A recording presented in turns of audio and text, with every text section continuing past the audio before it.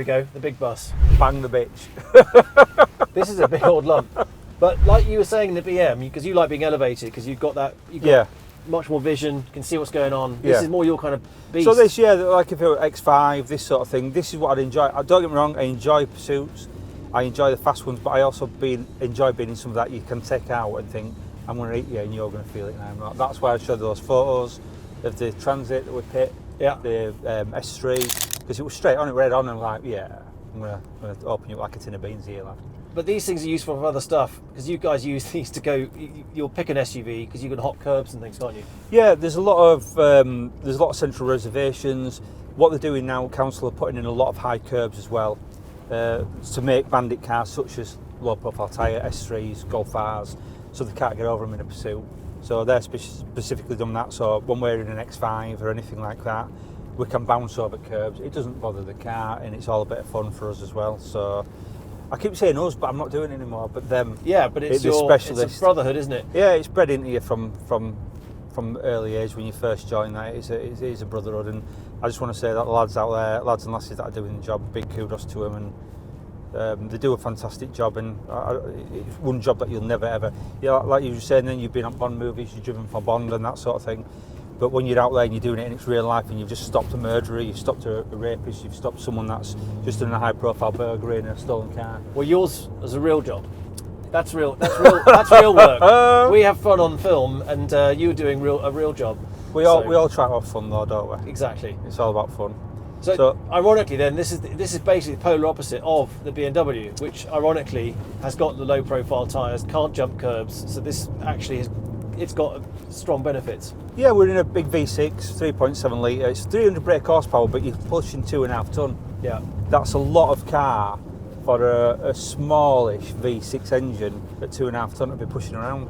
So I'm going to say to you now, Ben, go on then, open it up. Yeah. Let's. Actually, do you know what? It's got a nice feel to it. It's got a nice sound. It's quite an honest car to drive. So the BM actually, initially, the first thing it did was like, whoa, suddenly it broke traction at the rear. This one, I'm not going to say it feels like a tank, but it feels very assured. It's got a presence, but it feels quite planted. It is all-wheel drive. Yeah. So it is going to grip a lot better. But it's good. I mean, it's very pliable. There's no surprises. I mean, around that speed in the slower corners, that BMW is slithering around. Yeah. This one is planted. And actually, the weight, weirdly, I mean, it's kind of an advantage. It's pushing force down into the tyres, creating grip. And while you're talking, I'm not being rude, I'm flicking switches. I can see you doing that. Because he said as well, put some lights on, and I was like, that's the whole point of having a crew, isn't it? This feels more balanced than the BMW. Yeah, it does. Even though it's higher up with bigger tyres, bigger wheels, it feels a lot more balanced. Well, if you just jumped into something and had to immediately, get to grips with it and get involved in something at high speed, this feels a lot easier. So basically what you're saying is the Americans have got it down for jumping in any sort of like car and then being able to drive the car like it's their own car on an easier plateau. Then we've got to jump in and we've got to learn the dynamics of the car, what it's capable of, whether it's twitchy or not. Yeah. And the Americans, let's be honest, this is a one-up for them really, isn't it? Yeah. So they're winning on this, so to speak, first of all.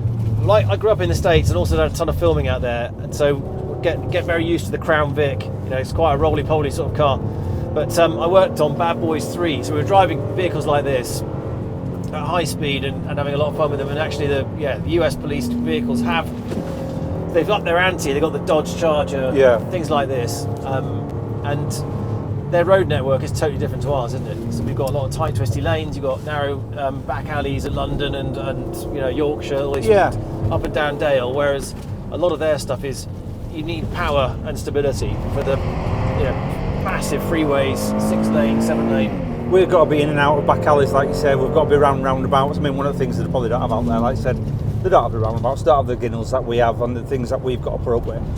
But you can see why it's going to be good at what it does.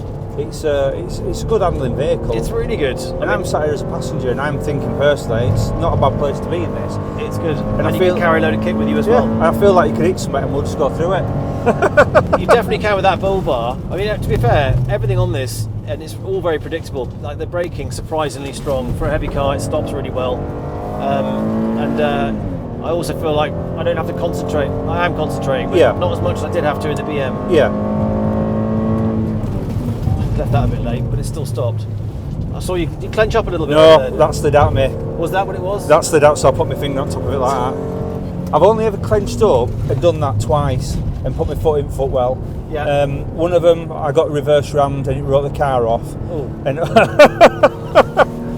another one, I ended up taking a car out in a stolen car in a burglary, and I did a big pit on it, sent it up a grass embankment, and ended up like cutting all my finger up and getting big scars all over my hand. And the only reason being is I had to stable myself in car for the force that was generated when we hit it. Yeah.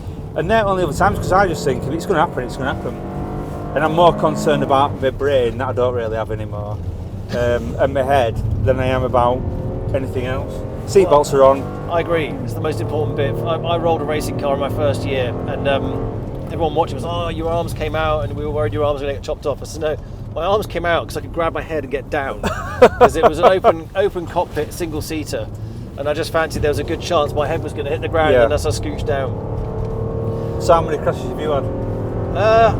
I mean, with racing, crashing is part of the territory. There's always going to be something. It could be mechanical failure, or someone does something stupid, or you do something stupid.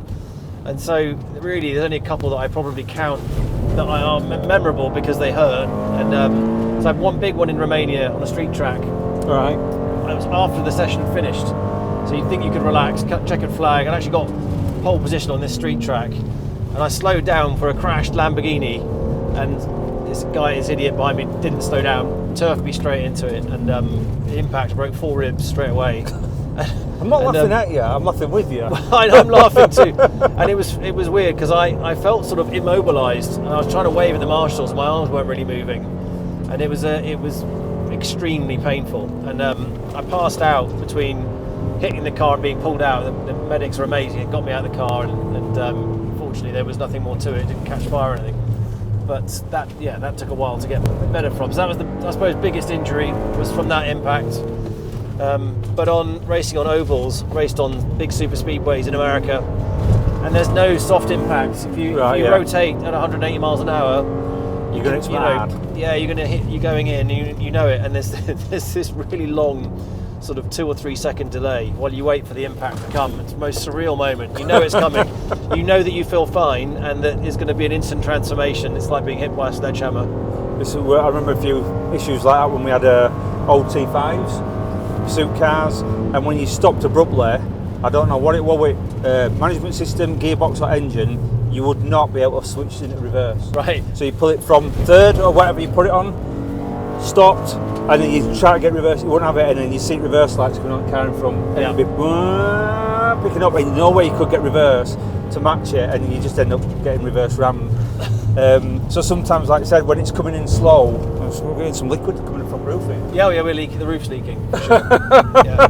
I think this one's had some hard duty, and it's just crying slightly through the ceiling. So yeah, you'd feel that 3 seconds, to me, it was like time just stood still, and you could sit there and have a conversation. Oh, look, a car, it's reversing, it's going to ram us, it's going to. But yeah, so I'm going to put this down to you now. I personally, now from what I've just had, I would rather have this as a pursuit vehicle than that 530. It's not all about balls out speed. I don't think it'd last well in Bradford.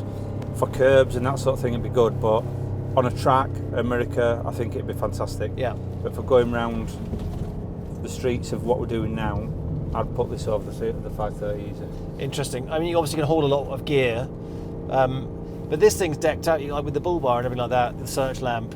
It obviously does a different job, doesn't it? Yeah, it does. They obviously like to get physical, otherwise why would you have that bar at the front?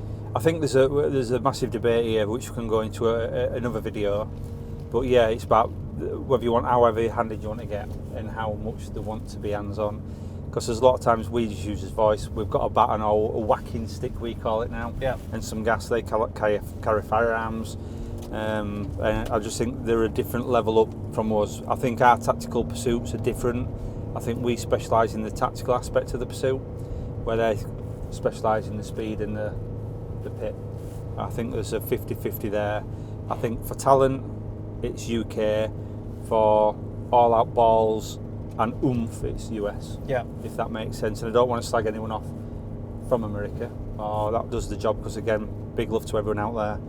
but I think there's a massive difference between what we do over here to what they do over there. And it's a totally different culture, isn't it? I mean, the US, they've got a whole different world of not just the infrastructure, the roads they're on, but the approach. I mean, the types of vehicles they're going to be dealing with as well are usually bigger. Yeah, type of criminals, type of vehicles. I think it's just a different, completely different aspect. I feel like if I went over there and did a drive around with one of them, I'd feel completely outgunned, outmatched, outmanned in theory. They've all got square jaws, big arms. They're all called Chad or Dylan.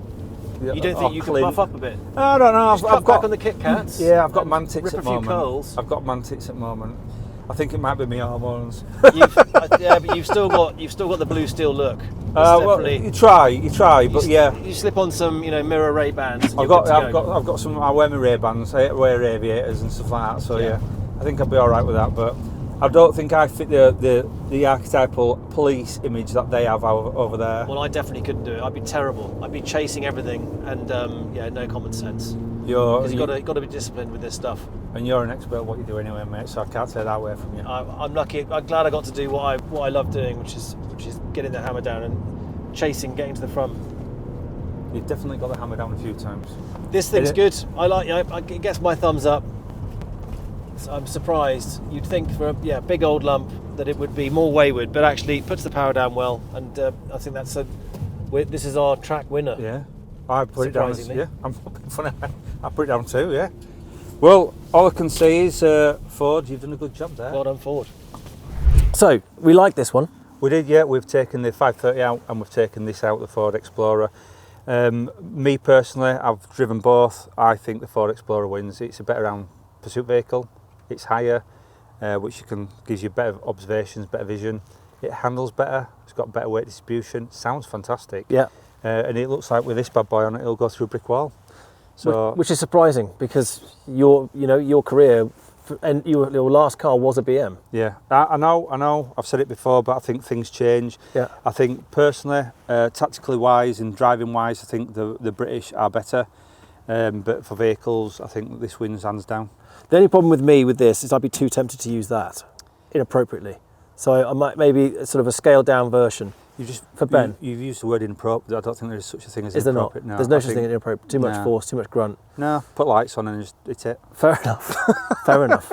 What we should do is get to the States and we should test out some of their higher speed stuff because they've got some serious interceptors. Yeah. V8s, they've got the Dodge Charger. The faster the better. Proper. Yeah. We should get out there and try it. Big engine. Some nicer weather. Yeah, exactly. So I think if you want to go to States, give us a shout and we'll do it again. I hope so. All right, great stuff. Thank you guys. See you very soon for the next adventure. Thank you very much, Ben Pearson, the legend, for taking us through our paces in these cop cars.